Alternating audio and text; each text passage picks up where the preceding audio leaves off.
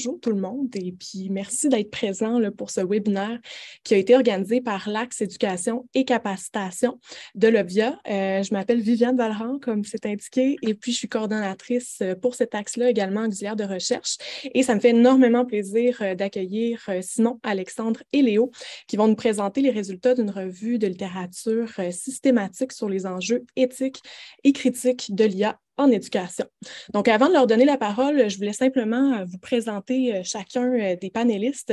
Donc, on a d'abord Simon Collin, qui est professeur à la Faculté des sciences de l'éducation de l'UQAM. Il est également spécialisé dans le domaine de l'équité numérique en éducation et titulaire de la chaire de recherche du Canada, également nommée Équité numérique en éducation. Il est chercheur au Centre de recherche interuniversitaire sur la formation et la profession enseignante et membre chercheur de notre axe. Avec lui, il est accompagné d'Alexandre Lepage, qui est doctorant à la Faculté des sciences de l'éducation à l'Université de Montréal. Son sujet de thèse se fait sous la supervision du professeur Normand Roy et il s'intéresse à l'étude de l'adoption des outils pédagogiques basés sur l'IA par des enseignants de l'enseignement supérieur. Il est aussi chargé de cours à l'Université Laval dans les programmes de technologie éducative. Et finalement, nous avons également le dernier et non le moindre, Néo Nebel, qui est scientifique des données à Évidence B, une entreprise française offrant des ressources d'apprentissage adaptatif fondées sur la recherche en neurosciences et en IA. Il prépare présentement une thèse sur l'analyse automatique de production écrite d'élèves à des fins d'évaluation. Si jamais, avant de laisser la parole à nos panélistes, si jamais vous avez des questions, là, je vais essayer de changer le problème technique parce qu'il semble que vous n'êtes pas en mesure d'écrire dans la section discussion, fait que je vais essayer de modifier ça. Mais si jamais vous avez des questions, des commentaires, vous pourrez les poser à la toute fin de la présentation. Là, les 15 dernières minutes vont être vraiment consacrées à ça. Donc, sur ce, je vous souhaite un excellent webinaire et je laisse la parole d'abord à Simon qui va présenter pour commencer. Donc, bon webinaire à tous. Merci Viviane. Bonjour à tout le monde. On est très heureux d'être avec vous aujourd'hui pour parler donc d'enjeux éthiques et critiques des systèmes d'intelligence artificielle en éducation qu'on va appeler SIA-Ed tout au long de la présentation. J'aimerais d'abord commencer par remercier Viviane puis toute l'équipe de l'Obvia, Axe, Éducation et Capacitation, Nadia y compris, pour l'organisation de ce webinaire. On est ravis d'y être. Et également d'autres remerciements. Voilà. Pour Nadia Nafi de nouveau et Normand Roy, dans la mesure où ils ont participé comme amis critiques dans ce travail-là. Plus précisément, ils sont intervenus en amont, disons, de la finalisation de la revue de la littérature pour la critiquer, pour la commenter, et ça nous a beaucoup aidé. Ça nous a alimenté pour continuer à la bonifier et arriver au résultat qu'on va vous présenter aujourd'hui.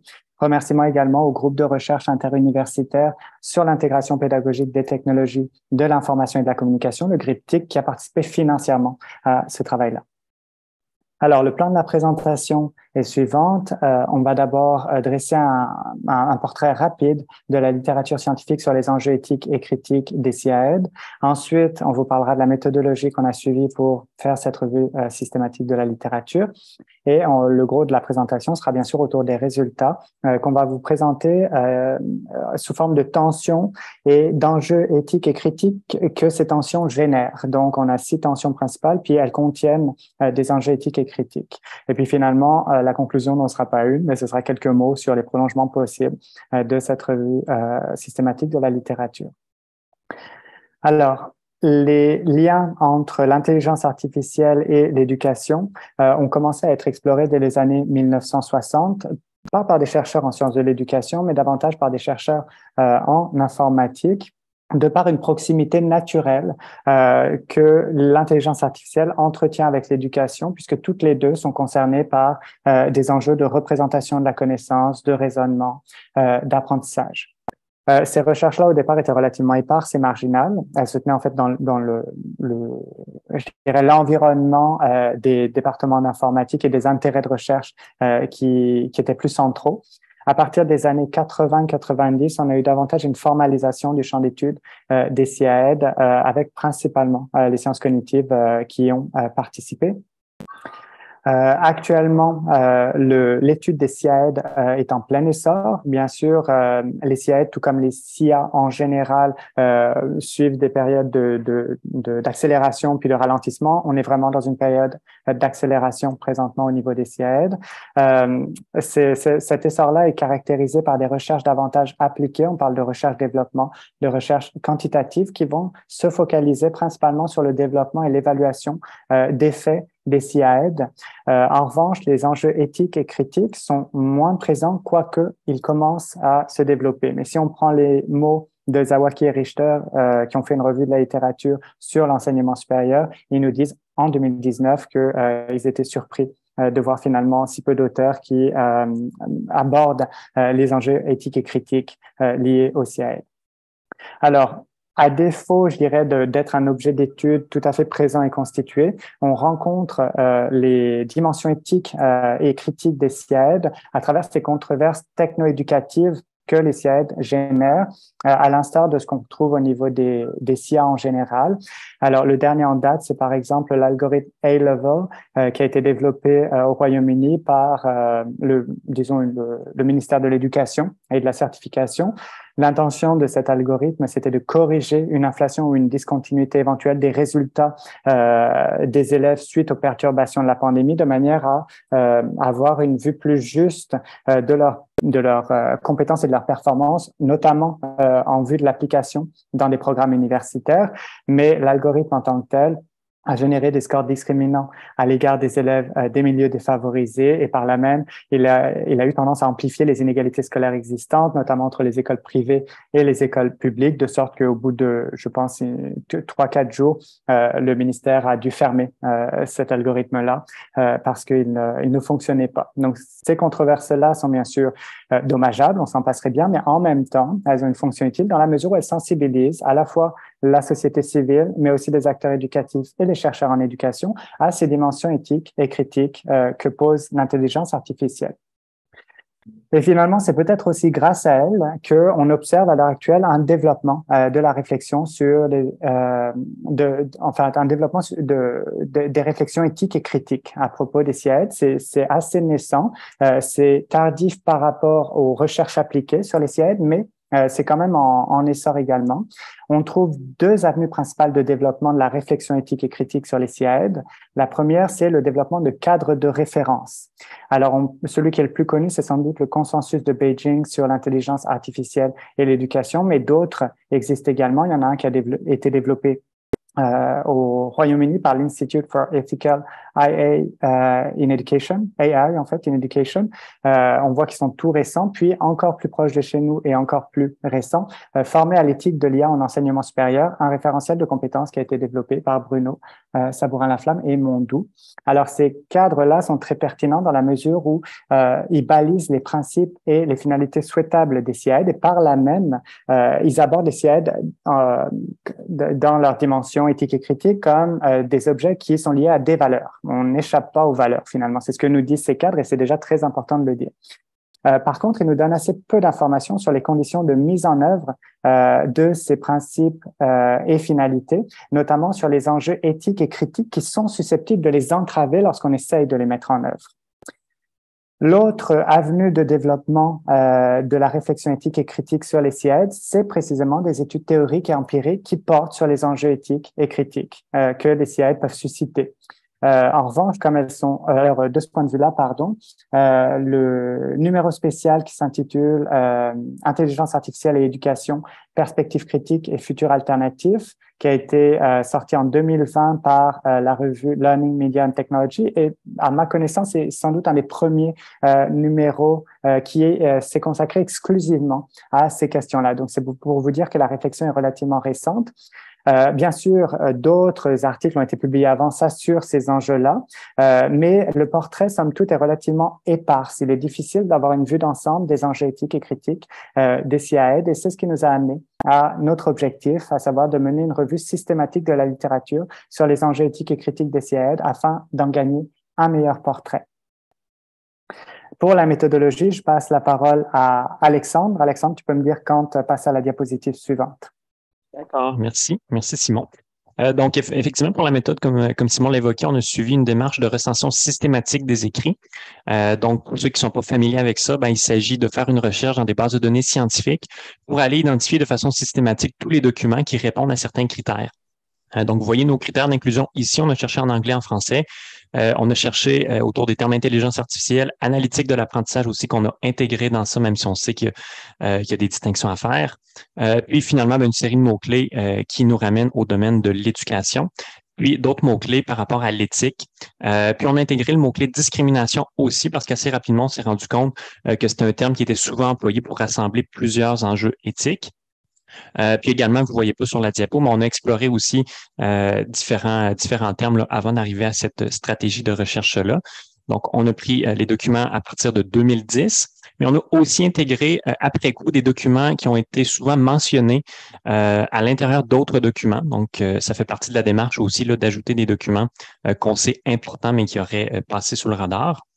Puis finalement, après, les critères d'exclusion que vous voyez ici, on a cherché au total là, dans une dizaine de bases de données que vous voyez ici à droite. Puis au final, après application des critères d'exclusion, on a un corpus final de 58 documents qui ont été analysés. Ensuite, pour la méthode d'analyse, on peut passer, Simon. Donc, on a suivi une démarche essentiellement qualitative de théorisation ancrée. Donc, il s'agit essentiellement de faire une codification émergente des documents. Donc, on a lu l'entièreté des documents sans savoir nécessairement ce qu'on allait y trouver. Donc, on a, au fur et à mesure qu'on lisait les documents, stabilisé une grille de codification avec une centaine de codes au final qui servaient à rassembler les idées qui étaient véhiculées. Une deuxième étape, ensuite, on a fait des regroupements à travers ces codes-là parce que on avait quand même un bon niveau de granularité avec notre centaine de codes, mais naturellement, il y a des regroupements qui pouvaient être faits. Il y a des enjeux, par exemple, relatifs au consentement, vous le verrez plus loin, mais il y avait différentes idées relatives au consentement qui pouvaient être assemblées. Et c'est ce qui nous a amené à créer des îlots, en fait, qui rassemblaient plusieurs idées, plusieurs enjeux. Et c'est ce qui a mené éventuellement là, à notre système de sens que Simon va présenter dans un instant, mais qui est essentiellement orienté autour de tensions à travers lesquelles là, les différents enjeux vont émerger. Voilà, donc ça c'est pour la méthode. Parfait. Alors, ça nous permet de passer aux résultats. Et effectivement, le processus d'analyse qu'a décrit Alexandre nous a amené, disons, à construire un système de sens, à le faire émerger aussi. Et ce système de sens, on l'a organisé en termes de tensions et d'enjeux éthiques et critiques sous ces tensions-là. Alors, une tension, dans le cadre de cette revue de littérature ou dans le cadre plutôt du système de sens auquel on a abouti, c'est une relation entre des aspects d'un SIA et de l'éducation qui peut potentiellement devenir problématique si ces derniers, donc le SIA et l'éducation, ne sont pas arrimés. Autrement dit, une tension n'est pas discordante, par contre, elle peut le devenir si elle n'est pas anticipée et gérée en conséquence. Une tension est porteuse d'enjeux éthiques et critiques potentiels, donc eux aussi ne sont pas effectifs. Par contre, ils le deviennent lorsque la relation entre les aspects de l'IA et de l'éducation devient discordante. Donc, c'est à partir de tensions et d'enjeux éthiques et critiques qu'on a finalement organisé nos résultats que je vais présenter maintenant. Je commence par d'abord présenter les 6 tensions auxquelles on a abouti, puis ensuite, chaque tension sera présentée, puis les enjeux éthiques et critiques qu'elle recouvre. La première tension met en tension, littéralement, donc la complexité des situations éducatives et la standardisation technique qui se trouve à l'opposé dans le graphique que vous voyez là. La deuxième tension concerne l'agentivité des actrices éducatives d'un côté et l'automatisation technique de l'autre. La troisième tension porte sur la justice scolaire et la rationalité technique. On aura l'occasion de préciser un peu ces termes-là. La quatrième tension donc met en tension la gouvernance scolaire et la conception technique. La cinquième, c'est l'intelligibilité des actrices éducatives et l'opacité technique. Et finalement, la dernière tension concerne la dignité des actrices éducatives et l'exploitation des données. Alors, je passe à l'explication de la première tension, puis Léo pourra ensuite expliquer les enjeux éthiques et critiques qu'elle renferme. Cette tension, complexité des situations éducatives et standardisation technique pointe principalement le risque pour un SIAED de fournir aux actrices éducatives des informations décontextualisées et simplistes à propos des situations éducatives que vivent les actrices éducatives, alors que ces situations éducatives, prennent toujours sens de manière située, de manière locale, de manière contextualisée. Je précise au passage que actrices éducatives, tout au long de la présentation, c'est les professionnels de l'éducation, c'est aussi les élèves, c'est les parents d'élèves, c'est toutes les personnes qui gravitent autour de l'éducation. Alors, cette première tension fait écho à l'usager universel qui a été décrit par Outshorn, User as Everybody en anglais. Ce principe-là décrit finalement l'homogénéisation des représentations que les équipes de conception se font à propos des usagers et de leur contexte, parce que toute équipe de conception, lorsqu'elle conçoit une technologie, un SIAED en particulier, se fait des représentations sur qui sont les élèves, les enseignants, les actrices éducatives finalement concernées par ces SIAED, quelles sont leurs actions, leurs activités, leur contexte, etc. Bon, à force d'homogénéiser les représentations des actrices éducatives et de leur contexte, les équipes de conception en viennent à se créer un usager archétypal et par là même à perdre de vue la diversité des usagers réels. Alors, je laisse à Léo le soin de présenter les enjeux éthiques et critiques de cette tension. Merci beaucoup, Simon. Bonjour à toutes et tous. Oui, effectivement, donc par rapport à cette tension, on a plusieurs enjeux qui s'en dégagent. Tout d'abord, on repère, en fait, déjà, je vais peut-être vous présenter la mise en forme du tableau. Donc, on a à gauche les différents enjeux. Ensuite, on a le nombre de documents qui ont traité ces enjeux et au sein même de ces documents, le nombre de segments qui en parlaient. Donc, tout ça, toute cette analyse a été faite pendant la codification dont Alexandre vous a parlé juste avant. Et à droite, vous voyez donc les principaux articles qui traitaient de ces enjeux. Et donc, pour revenir précisément à notre tension, effectivement, il y a une diminution générale de la prise en compte du contexte éducatif et qu'on retrouve un petit peu sous deux aspects. Déjà, dans les équipes de conception, on a une réduction factice de la complexité indicative. On va simplement retenir certains indicateurs, mais qui ne pourront jamais refléter tout le contexte qui serait important à prendre en compte. Donc, on peut penser ici au contexte socio-éducatif, tout simplement dans des outils d'évaluation automatique. Si des élèves ont, par exemple, eu des problèmes chez eux à la maison la veille et que le lendemain, ils ratent une évaluation, un système peut très bien les classifier comme ayant raté l'évaluation sans prendre en compte du tout le contexte, tandis qu'un professeur pourrait avoir cette analyse-là de son côté. Ensuite, du côté de l'usage, le professeur lui-même peut réduire la complexité éducative, que ce soit consciemment ou inconsciemment, pardon, à travers l'interprétation des résultats qui sont fournis par le SIAED. Donc ça, c'est un enjeu qui est un petit peu moins cité dans les textes, comme on peut le voir sur le tableau, mais qui est toutefois présent. Et de manière générale, en fait, tous ces enjeux-là ont pour conséquence un autre enjeu qui est très cité dans la littérature, qui est une industrialisation générale de l'éducation à travers cette standardisation dont on parle, et qui, assez paradoxalement, par rapport donc à toutes ces technologies qu'on a tendance à présenter comme des technologies permettant des solutions d'adaptabilité, justement, cette standardisation peut pousser vers un manque d'adaptabilité des technologies au contexte, et donc pas forcément au profil quelquefois des utilisateurs, mais un manque d'adaptabilité au contexte et à toutes ces informations qui sont manquées, entre guillemets, dans la conception et dans l'usage. Parfait, merci Léo. Alors, on en vient à la deuxième tension. Cette fois-ci, cette tension met en tension l'agentivité des actrices éducatives et l'automatisation technique. Le risque principal ici, c'est que les SIAED empiètent sur le jugement professionnel et les interventions professionnelles, également des actrices éducatives. Alors, c'est un risque qui n'est pas nouveau, bien sûr. Depuis la révolution industrielle, on assiste à une automatisation croissante de la technologie, des technologies de production d'abord, des technologies de consommation, des biens et des services ensuite, de sorte que les choix d'usage d'une technologie sont de plus en plus conditionnés en amont par les équipes de conception et non plus par l'usager. L'usager a bien sûr des choix, mais ces choix sont conditionnés de plus en plus en amont. Alors, au niveau éducatif, ça amène certains enjeux éthiques et critiques et Léo va pouvoir nous les présenter. C'est ça, donc dans le cadre de cette tension, on remarque finalement un enjeu assez global qui est une espèce de déplacement de la responsabilité décisionnelle dans certains cadres, et donc un cadrage accru du rôle de l'enseignant. Alors il y a, je vous rassure, assez peu de textes qui parlent de remplacement de l'enseignant par l'IA. Ça reste quand même quelque chose, quand les textes en parlent, c'est plus pour dire que c'est quelque chose d'assez fictif, parce que bien sûr, il y a même très peu d'équipes de conception qui considèrent que leur outil va remplacer l'enseignant. C'est quand même quelque chose de très, très, très poussé. Mais effectivement, il y a quand même des choix qui sont faits dès la conception. Et on peut penser ici à tout ce qui est tuteur intelligent ou système de pédagogie adaptative qui vont proposer des parcours et des contenus et quelquefois ne pas laisser la possibilité à l'enseignant de choisir lui-même au sein même de cet outil les recommandations.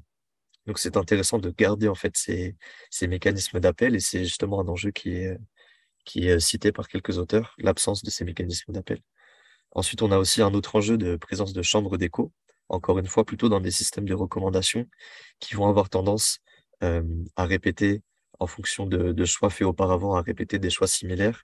C'est un enjeu qui est assez connu dans d'autres cadres, euh, notamment tout ce qui est réseaux sociaux. Voilà, c'est quelque chose de très similaire. Euh, et ensuite, en fait, l'ensemble de ces mécanismes-là vont empêcher l'agentivité humaine. Et donc, on va avoir, à travers tous ces enjeux-là, une diminution de l'agentivité humaine de manière générale. Et quelquefois, c'est même du côté des utilisateurs, en se donnant consciemment ou inconsciemment une perception déterministe des prédictions de l'IA qu'on va s'imposer, entre guillemets, les choix qui sont faits par l'IA et croire que l'IA recèle, entre guillemets, une vérité absolue, ce qui est un enjeu aussi soulevé par quelques auteurs dans la littérature. Parfait, merci Léo. Ce qui nous amène à la troisième tension, tension entre justice scolaire d'un côté et rationalité technique de l'autre. Alors, le risque principal ici, c'est finalement que les CIA naturalisent des situations d'injustice subies par des groupes éducatifs minorisés. Alors, le point de départ de cette tension, c'est que les technologies ne sont pas neutres. Elles matérialisent et par là même, elles véhiculent des valeurs et des normes sociales. Or, les équipes de conception, si elles se focalisent uniquement sur le fonctionnement technique des SIA, par exemple leur efficacité, leur performance, leur précision, vont avoir tendance à faire l'impasse sur les valeurs et les normes sociales qui sont en jeu dans leur travail de conception. Et par là même, il y a tout à croire que les valeurs et les normes sociales qui vont s'imposer sont des valeurs et des normes sociales dominantes qui vont servir d'étalons de référence par défaut aux équipes de conception, aux dépens de valeurs et de normes sociales qui éventuellement seraient plus justes. Alors, ça nous amène là encore à des enjeux éthiques et critiques que Léo va nous présenter. Donc, on touche ici très probablement à une des tensions qui recèle le plus d'enjeux, ou en tout cas qui est le plus discutée dans la littérature. L'idée vient du fait que la plupart des algorithmes et des équipes de conception, en fait, se focalisent énormément sur l'efficacité d'un algorithme. Dans l'IA, on parle d'accuracy. Et donc, on cherche vraiment cette précision-là à obtenir les meilleurs résultats possibles. Et bien sûr, ce travail-là peut être fait indépendamment d'autres critères qui devraient être importants dans la conception, notamment le bien-être des acteurs éducatifs qui est quelquefois totalement mis à part, et aussi le manque de considération des besoins des élèves. Donc ces deux enjeux sont bien sûr très liés. On peut citer ainsi directement les problèmes d'accessibilité des interfaces. Il y a beaucoup d'outils pédagogiques de CIAD qui sont conçus sans prendre en compte des problèmes d'accessibilité. Donc par exemple, ce sur quoi je travaille actuellement, il y a beaucoup d'enjeux à ce niveau-là, euh, sur des outils qui sont liés à l'écriture et à l'évaluation des écrits, où on analyse aussi les pauses faites par les élèves lors de leurs écrits pour analyser leur capacité de révision. Et donc, les élèves qui vont utiliser qui ne peuvent pas écrire, par exemple, qui seraient aveugles, n'auraient pas la possibilité de réaliser l'exercice à travers une oralisation de l'exercice, pardon, puisqu'on n'aurait aucune possibilité d'analyser leur capacité de révision à travers cet outil-là. Ou en tout cas, c'est une piste à creuser. Donc ensuite, il y a aussi beaucoup d'autres enjeux qui sont liés à la diversité, pardon, des équipes de conception. Euh, Désolé. Donc, il y a des problèmes de diversité, et notamment dans les équipes de conception qui sont pas assez représentatives quelquefois de la diversité dans les populations visées ou même dans la population tout court. Et ça peut amener d'autres enjeux. Je veux bien que tu passes à la scène. Merci.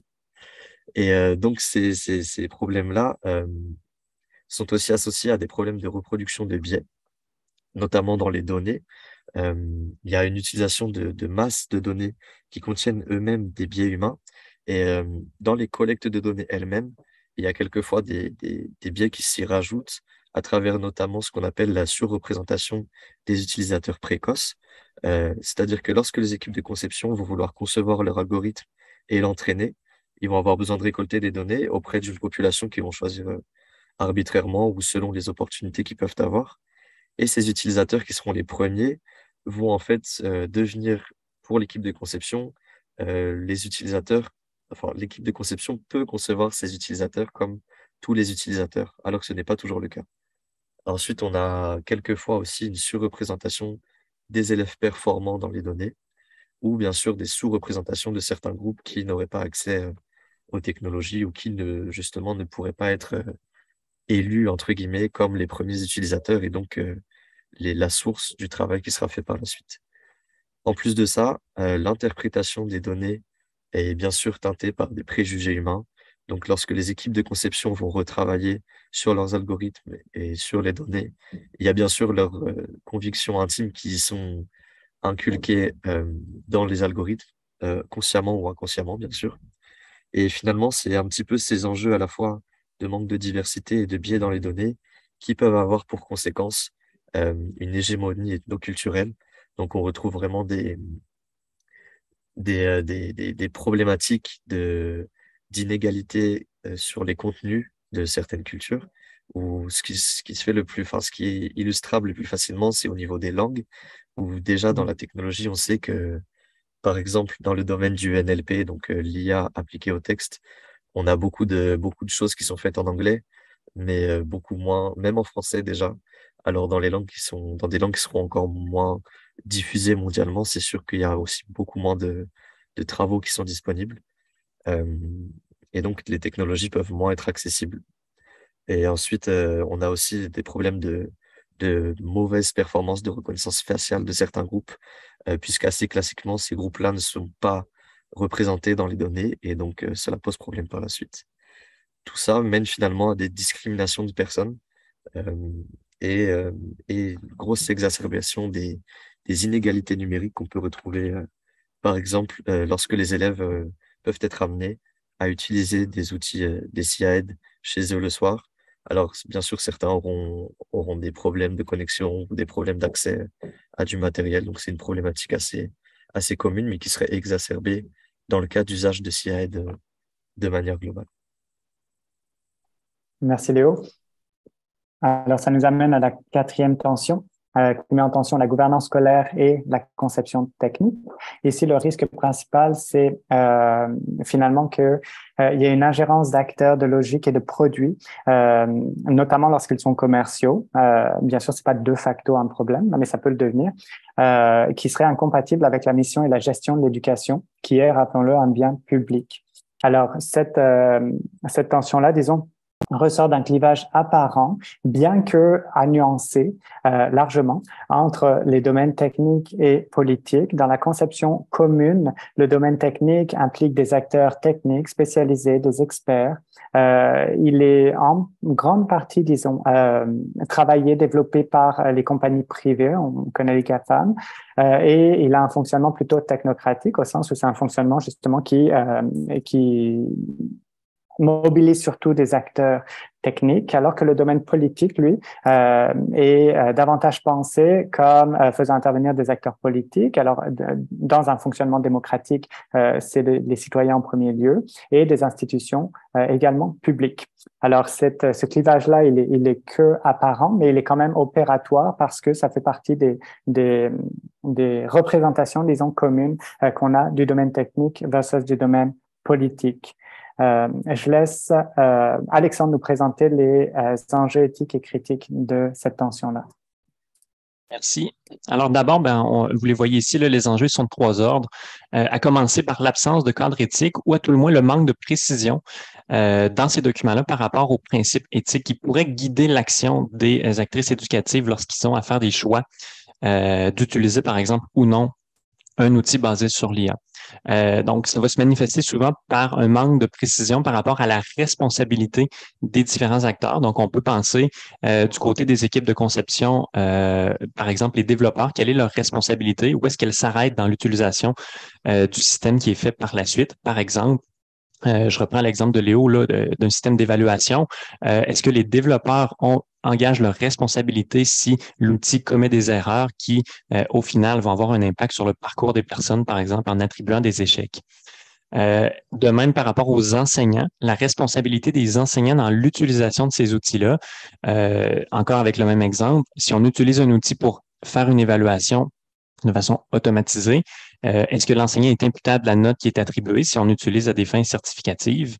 Puis également, par rapport à l'utilisation, on peut penser à des outils de prédiction de la réussite. Quelle est la responsabilité de l'enseignant si on amène à sa connaissance qu'un groupe d'étudiants ou d'étudiantes est à risque d'échouer? Est-ce que cet enseignant-là engage sa responsabilité à agir vis-à-vis de cette prédiction-là? Donc, il y a des choses qui devraient être précisées selon les documents qu'on a consultés. Et ça ne veut pas dire qu'il n'y a pas de cadre qui existe. On en a plusieurs dans les documents, mais ces cadres-là, quand même, présentent des principes qui, souvent dans l'action, en situation, sont difficiles à opérationnaliser parce qu'on n'a pas encore assez vécu de situation pour savoir comment agir ou comment il serait préférable d'agir. Également des enjeux par rapport à l'ambiguïté quant à la propriété des données et des systèmes d'IA. Donc, Simon a évoqué l'interaction qu'il peut y avoir entre le domaine de l'éducation, le milieu de l'éducation, puis éventuellement l'entreprise privée qui est appelée à développer ces systèmes-là. Et sur l'utilisation qui est faite par ces données-là. Donc, on a beaucoup de documents qui évoquent une concentration du pouvoir qui pourrait éventuellement se déplacer et toujours pour le mieux, mais le portrait n'est pas complètement noir. En fait, les auteurs appellent surtout à préciser ces aspects-là. On a des auteurs aussi par rapport à l'accès aux données qui évoquent qu'il serait important de développer des politiques d'accès aux données plus précises, plus granularisées pour préciser à quoi, par exemple, l'enseignant peut avoir accès, à quoi l'élève peut avoir accès. Par exemple, c'était un auteur qu'on avait dans le corpus, là, Shoden pose une question très simple. Si un enseignant corrige un devoir dans un environnement d'apprentissage numérique, est-ce que les parents devraient avoir accès au temps passé à corriger le devoir de leur enfant? Et vous voyez toutes les questions qui peuvent découler de ça. Est-ce qu'on veut que le parent s'ingère dans le travail de l'enseignant? Donc, avec des environnements numériques, la collecte de données, elle est possible. Elle peut être utile par moment, mais il faut vraiment réfléchir à qui va avoir accès à quelles données. Puis finalement, dernier enjeu par rapport à une mauvaise gouvernance ou une absence de gouvernance adéquate, on pourrait se dire, on a déjà des politiques en technologie de l'information qui encadrent ça. L'IA, ça rentre dans ça. Alors qu'en fait, il y a peut-être des enjeux spécifiques qui mériteraient de préciser certaines politiques ou d'avoir de nouvelles politiques pour encadrer l'utilisation dans les établissements là, de systèmes d'intelligence artificielle. Parfait, merci Alexandre. Ça nous amène à la cinquième tension, donc intelligibilité des actrices éducatives et opacité technique. Le risque principal, c'est que les SIAD finalement entravent les actrices éducatives dans leur évaluation de la pertinence éducative des SIAD. Il est certain que pour que les SIAD soient utilisés en salle de classe, il faut que les actrices éducatives puissent en garantir la plus-value pédagogique, lui donner sens pédagogique. Et pour ça, il faut qu'elles puissent comprendre comment pédagogiquement ce SIAD fonctionne.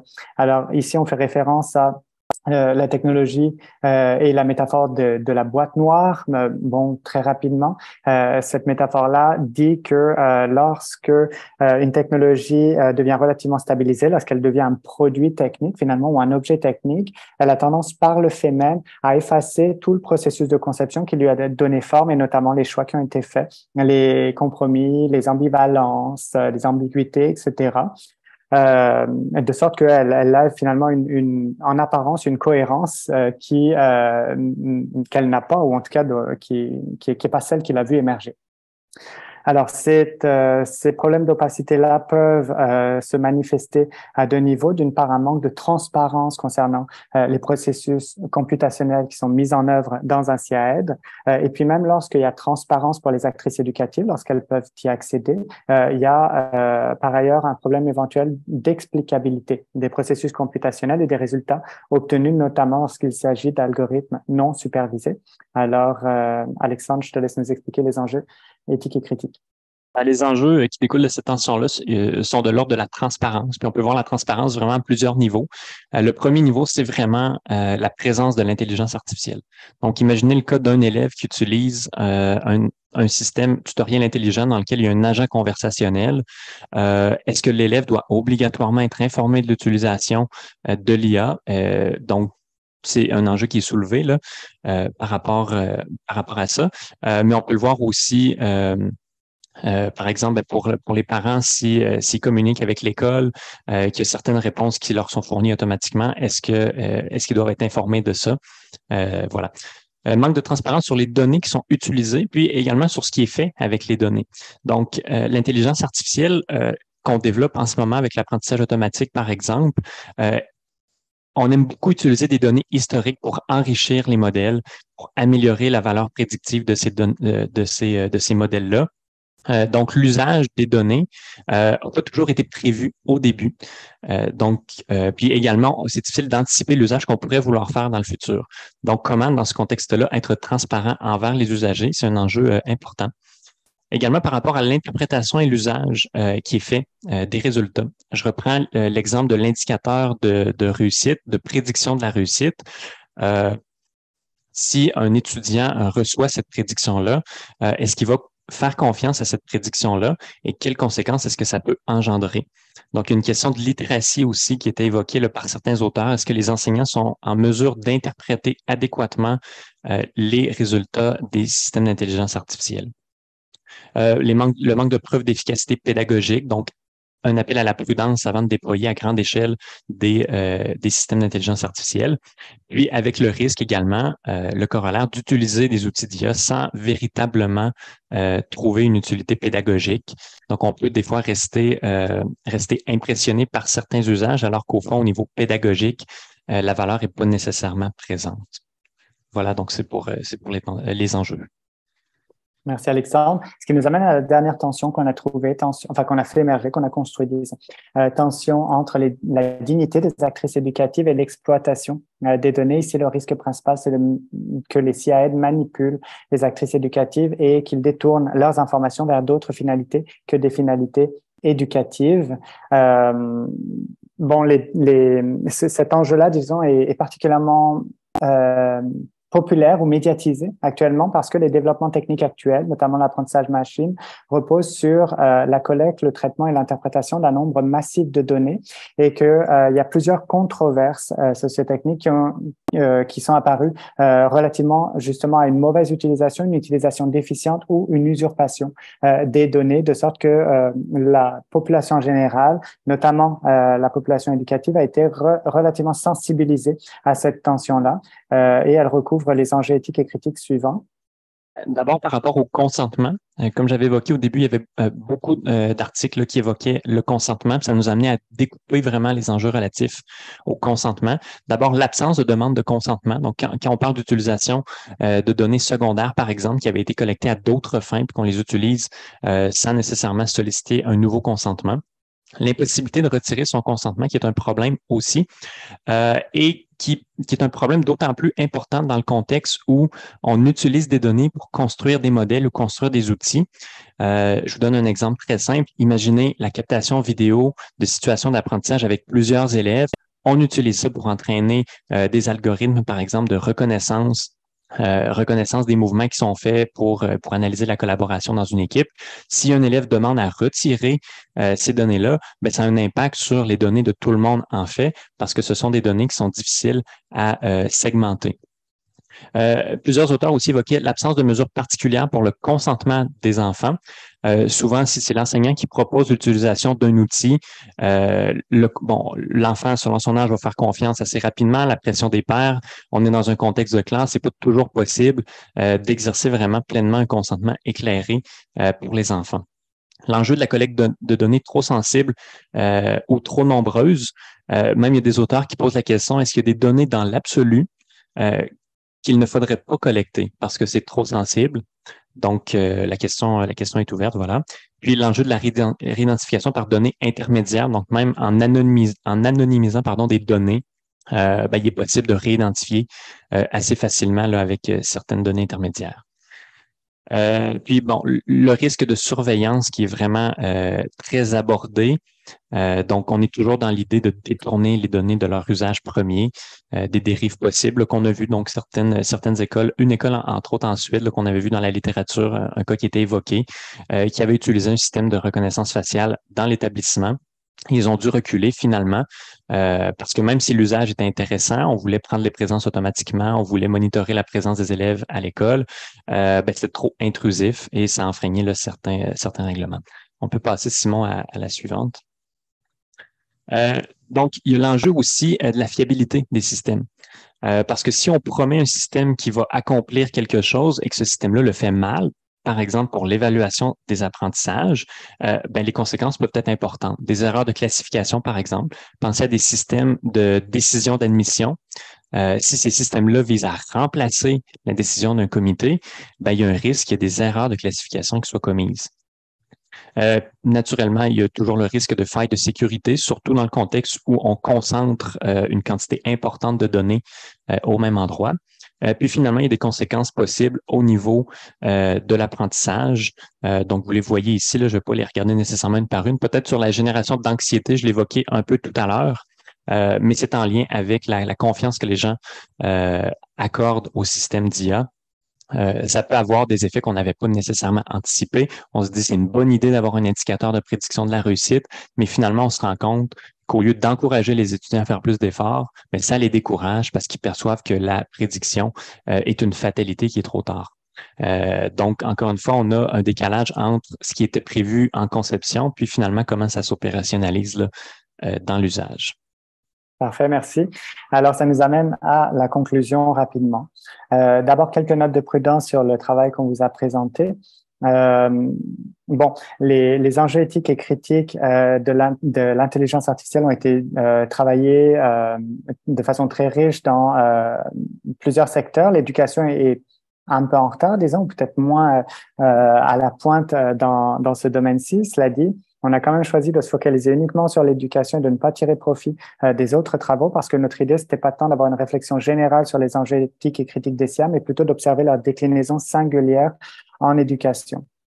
Par ailleurs, comme toute revue de la littérature, celle-ci a un effet un peu de montée en généralité et donc on peut avoir l'impression de faire certains amalgames, notamment parce que dans les articles consultés, il y a une variété de contextes éducatifs en termes d'ordre d'enseignement, de contexte culturel également. Il y a une variété d'échelles et d'angles d'analyse. Certains auteurs vont se focaliser sur tel ou tel aspect. Et puis, une variété de types de SIAED qui sont impliqués. Et par là même, les SIAED, dépendamment de leurs caractéristiques, n'ont pas forcément, sont pas porteurs des mêmes enjeux éthiques et critiques. Alors, ça, c'est des nuances qu'on ne fait pas dans le travail qu'on vous a présenté. En prolongement toutefois de ce travail-ci, de cette revue systématique de la littérature, sur le plan scientifique, ce qui nous semblerait intéressant dans un premier temps, c'est d'éprouver ces enjeux éthiques et critiques, notamment sur le plan empirique, et de documenter leur combinaison singulière en fonction des caractéristiques spécifiques des SIAED et des situations éducatives, donc de partir d'études de cas. Ce serait intéressant et si possible, des études de cas qui prennent en compte la conception, qui partent de la conception jusqu'à l'usage. Bien sûr, ça veut dire des collectes de données sur des temps longs, ce qui n'est pas toujours facile. Ensuite, ce serait intéressant de poursuivre le dialogue intersectoriel sur les enjeux éthiques et critiques des SIA afin de voir quels sont, par exemple, en éducation, en santé, en transport, en agroalimentaire, les enjeux, les déclinaisons spécifiques et quels sont les transversaux qu'ils partagent. Maintenant, sur le plan de l'usage, donc vis-à-vis notamment des acteurs et des actrices éducatives, ben, cette revue de la littérature mériterait bien sûr en premier lieu d'être vulgarisée. Et si c'est le cas, alors elle pourrait servir de support de formation éthique et critique aux actrices éducatives, notamment par l'entremise d'ateliers de délibération. Je vous ai mis quelques exemples, notamment le deuxième, intégrer l'éthique de l'intelligence artificielle en enseignement supérieur, qui est spécifique à l'éducation. Sur le plan de la conception, ben, on comprend avec les différents enjeux que il y a matière à sensibiliser les équipes de conception. Elles sont bien sûr au courant de ces enjeux-là, mais il y a toujours une sensibilisation davantage possible en privilégiant des modèles centrés usagers, l'ethics by design, etc. Ça met fin donc à cette présentation. J'arrête le partage d'écran et je pense qu'on peut passer à la période de questions. Je redonne la parole à Viviane. Merci de votre attention. Merci beaucoup, Simon, Alexandre et Léo, pour cette présentation. Je pense qu'on voit vraiment comment c'est un domaine qui est émergent. Il y a encore beaucoup à dire là-dessus, mais d'avoir vraiment un tour d'horizon comme vous l'avez fait, ça permet vraiment d'anticiper mieux à quoi s'attendre, puis aussi savoir qu'est-ce qui a déjà été fait en termes d'essais-erreurs pour ne pas refaire et répéter les mêmes erreurs. Donc, un grand merci en lien avec les enjeux éthiques et critiques de l'IA. Maintenant, je laisse la parole là, à nos participants. Donc, je vous ai mis le droit là, de discuter et de lever la main pour participer.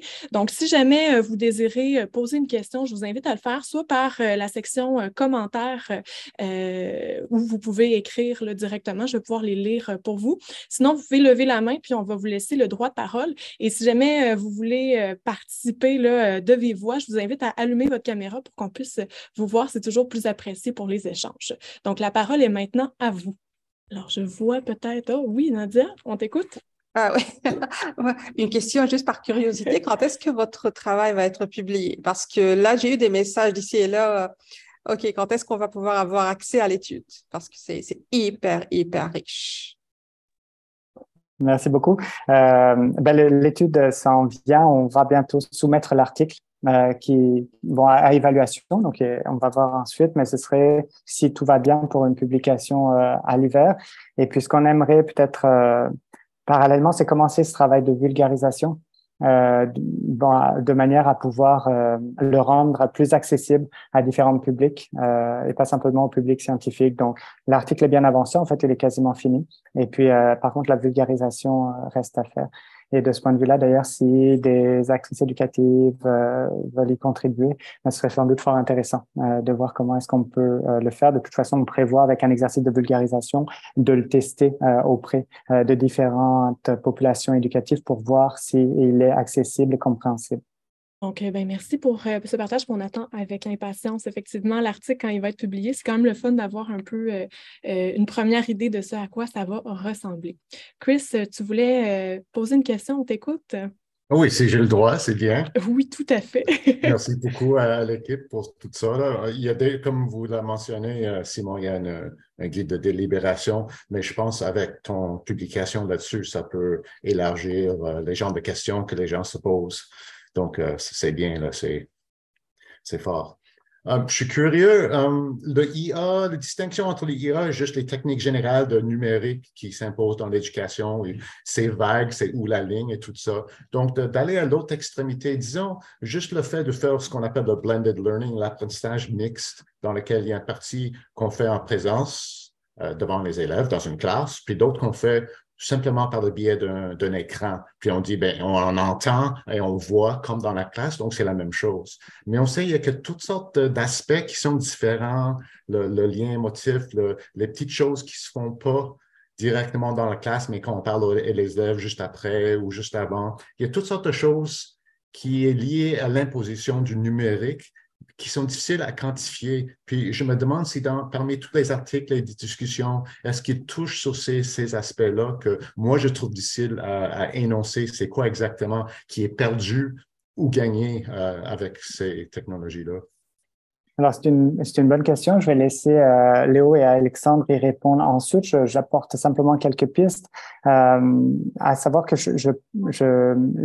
les CIAED, vont se retrouver dans des outils pédagogiques, mais généralement en sous-bassement de ces outils, dans leur mécanique, de sorte qu'on peut avoir effectivement du blended learning qui fait intervenir dans la partie à distance de l'intelligence artificielle, voire dans la partie en présence, si il y a un CAE, par exemple, de gestion des comportements à l'école ou des choses comme ça. Il est assez, dans ce sens-là, disons, sous-jacent aux objets techniques en tant que tels que les enseignants manipulent. Et c'est ce qui le rend difficile en termes, c'est ce qui fait son opacité aussi en termes éducatifs par rapport à d'autres technologies que les enseignants manipulent et par là même qui peuvent davantage détourner. Bon, ben, c'est difficile de détourner du code, c'est difficile de détourner un algorithme, si ce n'est de choisir de l'utiliser ou de pas l'utiliser quand on est éducatif. Mais je laisse Alexandre et puis Léo faire du pouce sur ta question, Chris. Mais c'était abordé, mais pas de façon très précise. En fait, c'était abordé un peu dans les mêmes termes que ce que vous venez d'évoquer, c'est-à-dire que les gens évoquaient une forme d'attachement à certaines pratiques, surtout en lien avec le lien avec les élèves, mais on n'a pas vu d'études qui visaient à opérationnaliser la mesure vraiment de ce qui est perdu ou à trouver des indicateurs. Par contre, ça revenait quand même très souvent. Donc, certainement qu'il y aurait quelque chose peut-être, je pense pas qu'on ait tout trouvé. Il y a le concept de sentiment de présence là, qui est mobilisé souvent en technologie éducative, qu'on n'a pas rencontré là, dans notre recension. Puis sur la première partie, sur où est-ce qu'on a tracé la ligne entre IA puis autres technologies numériques. En fait, nous, à partir de la démarche de recension systématique, en cherchant le terme intelligence artificielle, on s'en est remis vraiment plutôt à l'identification des gens dans ce domaine-là, l'identification que les gens veulent bien faire de leur étude dans ce domaine-là. Mais effectivement, on est tout à fait conscient, puis Simon l'a évoqué à la fin, là, qu'il y a des nuances qui pourraient être faites parce que les enjeux qu'on a évoqués, ils s'appliquent pas tous également selon les techniques d'intelligence artificielle qu'on emploie. Par exemple, avec des systèmes experts, ben, les enjeux de transparence et d'opacité de la décision, on sait qu'ils sont moins importants ou en tout cas qui sont absents même. Donc, éventuellement, il y aura un travail là, de granularité à faire pour vraiment situer, par rapport aux techniques peut-être, mais par rapport aux usages aussi, les enjeux là, derrière. Mais c'est une question intéressante. Hein, on n'est pas les premiers à poser, mais qu'est-ce qu'il y a? Hein? On ne s'est pas mouillé là. Merci pour vos réponses. On a également une question dans la section commentaires. Là, Pascal Dayaz, si je le prononce mal, je m'excuse. Elle se pose la question, pensez-vous que vos analyses peuvent s'appliquer aux outils neurotechnologiques? Puis je pense que Léo, justement, qui travaille dans le domaine des neurosciences, entre autres, là, je me demande si ça pourrait être une question pour toi. Pour le coup, est-ce que ce serait possible de préciser Oui. outils neurotechnologiques? Est-ce que Pascal voudrait prendre la parole pour nous apporter quelques précisions sur ce qui est entendu par outils neurotechnologiques? Alors, Pascal nous a répondu oui. Est-ce que tu veux prendre la parole, Pascal? Je ne sais pas si vous m'entendez. Oui, on t'entend. Ah oui, merci. Je vous suis depuis Paris, en fait, depuis le CNRS. Qui s'interroge, lui, sur la question de l'éthique des outils neurotechnologiques, c'est-à-dire de tous les moyens qui existent en matière éducative pour intervenir dans l'éducation, c'est-à-dire, je ne sais pas moi, des bandeaux qu'on peut mettre sur votre crâne, des moyens de neurofeedback qui permettent d'apprendre, des stylos connectés, enfin ce genre de choses. Est-ce que c'est lié est-ce que vous incluez ça dans l'intelligence artificielle? Alors, dans les cadres qui étaient proposés dans la revue, il y a certains auteurs qui parlaient pas mal d'outils d'analyse, par exemple les analyses biométriques, oculométriques, pardon. Donc, toutes ces analyses-là. Et ça, c'est vrai que ça touchait pas mal à tout ce qui était sensitivité des données. Ça se recoupait beaucoup avec ces enjeux-là. Après, notre étude ne s'est pas focalisée sur ces termes-là. On n'a pas vraiment fait de recherche dans les articles sur les outils neurotechnologiques à proprement parler, même si c'est vrai que beaucoup d'outils d'IA recoupent cette problématique et ces technologies-là. Parce qu'en fait, moi j'appartiens au comité d'éthique du Centre national de la recherche scientifique français et toutes les catégories éthiques que vous avez évoquées sont très très proches de ce qui concerne le début de nos travaux sur la question des neurotechnologies. Donc c'était particulièrement intéressant. Merci beaucoup. Et je crois que les deux ne sont pas équivalents, mais peuvent être liés, se rapprocher l'un l'autre. Comme vous l'avez dit, il y a certains outils qui font jouer l'intelligence artificielle et les neurotechnologies en même temps. En tout cas, merci beaucoup. Merci. Merci pour la question.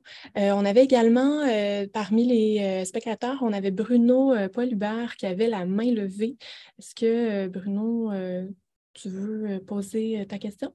Alors, pas de réponse de Bruno, mais il y a également une question qui vient d'apparaître de Michel Deschaines qui demande « Prévoyez-vous aborder les moyens et techniques qui peuvent être déployés pour réduire les risques reliés aux enjeux identifiés? » Alors, Alexandre? Oui, je peux esquisser une réponse. C'est hors de portée de la recension présente qu'on fait. Par contre, ce serait clairement un prochain sujet à aborder parce qu'on sait qu'il existe des méthodes, par exemple, des techniques d'apprentissage automatique qui vont être moins gourmandes en données, qui vont quand même permettre de réaliser des modèles prédictifs intéressants avec moins de données. Donc, oui, il y a plein de moyens qui peuvent être mis en place. On a peut-être le sentiment qu'on dresse un portrait négatif en ce moment, mais c'est normal parce qu'on fait une recension sur les enjeux. Après, on est quand même optimiste là, sur la possibilité d'intégrer ces enjeux-là justement par le Ethics by Design dès le début. Donc, ce serait en fait dans chaque équipe de conception. Oui, vas-y, Simon. Fini, Alexandre. Je voulais prendre la parole. J'allais dire, ce serait à l'intérieur des équipes de conception à prendre en compte ces principes-là, puis selon les techniques qu'ils utilisent, de voir qu'est-ce qui pourrait être fait, qu'est-ce qui pourrait être aménagé, est-ce qu'on pourrait innover sur certains points pour, par exemple, minimiser la collecte de données, mais il y a plein d'autres choses qui pourraient être faites. Effectivement. Puis, je rebondis là sur ce que tu disais, Alexandre, parce que ta remarque m'a fait penser à quelque chose. La manière de prendre ces enjeux éthiques et critiques-là, c'est pas de penser que l'intelligence artificielle est dangereuse et donc qu'elle n'a pas sa place en éducation, mais c'est davantage qu'elle accompagne dès le processus de conception et jusqu'à l'usage. L'implantation, donc le développement, l'implantation, l'usage des CIAE de manière à ce qu'on tire profit au maximum des opportunités qu'ils peuvent fournir tout en minimisant au possible les risques, sachant qu'il n'y a pas de risque zéro, mais tout en minimisant au possible les risques qu'ils peuvent causer. Donc, c'est vraiment l'idée de faire une revue de la littérature sur les enjeux, mais c'est important de préciser, je pense. Les deux, en fait, visent à être à marcher de pair. Alors, si tu me permets, oui, c'est à toi la parole, Bruno, vas-y. Oui, désolé pour le micro. Écoutez, c'est peut-être un petit commentaire qui va dans le sens de ce que tu dis, Simon. En fait, j'ai assisté dans les derniers jours à une conférence qui s'appelait Empowering Learners in AI. Et c'est très intéressant parce qu'il se développe des nouvelles approches théoriques qui sont plus le Human-Centered Learning Analytics, le Human-Centered AI. Et dans les discussions, c'est comme l'idée de garder, premièrement, d'amener la perspective de human-centered. Ça ne veut pas dire juste centrer l'utilisateur, mais c'est vraiment centré sur la réalité, les besoins, la complexité de la réalité des enseignants, des étudiants. Alors, ça donne une twist très, très différente d'entendre parler du learning, du human-centered learning analytics versus du learning analytics. En fait, il y avait une forte proportion de gens en sciences d'éducation plus qu'en computer science. Donc, il y a tout un mouvement qui est en cours. Il y a aussi, en lien avec ça, c'est comme l'idée qu'on laisse à l'intelligence artificielle automatiser les tâches qui s'automatisent facilement. Il y a des systèmes de connaissances qui sont faciles à représenter, mais il y a des décisions et des gestes typiquement humains, la prise de décision, le jugement. Donc, on pense à des systèmes où l'intelligence artificielle est plus conçue comme une aide à la décision que comme des systèmes experts, puis où les jugements critiques sont faits par les humains. Puis finalement, dans ce contexte-là, on évoque l'importance de ce qu'ils appellent le AI literacy, de développer le AI literacy. Donc, il me semble que ces approches-là ou cette vision-là, si on la met dès le début, peut amener à contrecarrer une bonne partie des risques que vous avez, des risques éthiques que vous avez identifiés, mais j'aimerais ça vous entendre là-dessus. Je suis entièrement d'accord avec toi, Bruno. Effectivement, à partir du moment où on fait marcher réflexion éthique et notamment centrée donc sur dans notre cas sur les actrices éducatives, leur contexte, leurs besoins, leur diversité, etc. Si on fait fonctionner ça dès le début avec la conception, mais aussi avec l'implantation et l'usage, on est capable d'anticiper finalement un paquet d'enjeux qui sont ici. Et de ce point de vue-là, de tirer le meilleur parti possible de l'intelligence artificielle, parce que ce qui est intéressant, c'est pas simplement de réduire, disons, les enjeux possibles de l'intelligence artificielle, mais c'est aussi, comme tu l'as dit toi-même, de se dire jusqu'où l'intelligence artificielle est un soutien à l'éducation, à partir de quand peut-être elle n'est plus un soutien, ou en tout cas, il y a trop de risques, elle génère trop de risques pour soutenir positivement. Et donc, peut-être se dire, il y a des avenues en éducation qui bénéficient vraiment de l'intelligence artificielle. Au contraire, parce qu'il y a des enjeux éthiques et critiques qui, des fois, sont irréductibles quasiment, on gagne à ne pas les développer davantage dans ces choses-là. Mais pour déterminer ça, d'une part, ça nous prend effectivement cette réflexion-là qui est bien engagée, comme tu l'as bien montré. Et puis, d'autre part, ça nous prend aussi de penser cette situation-là, de cette réflexion-là, en situation.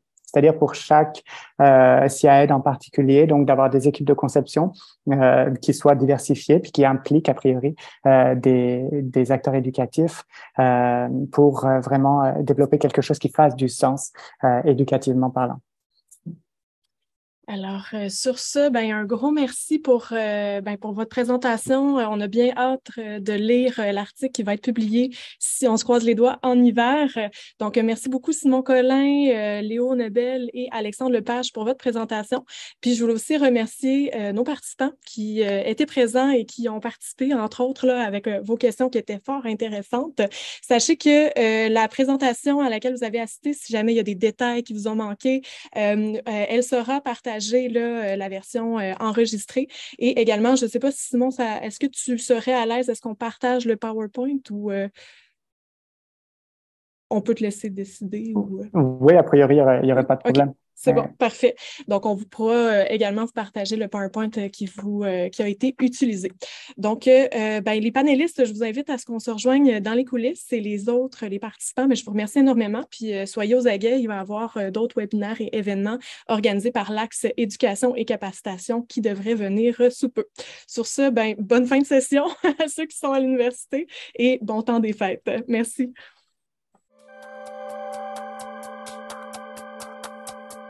Thank you.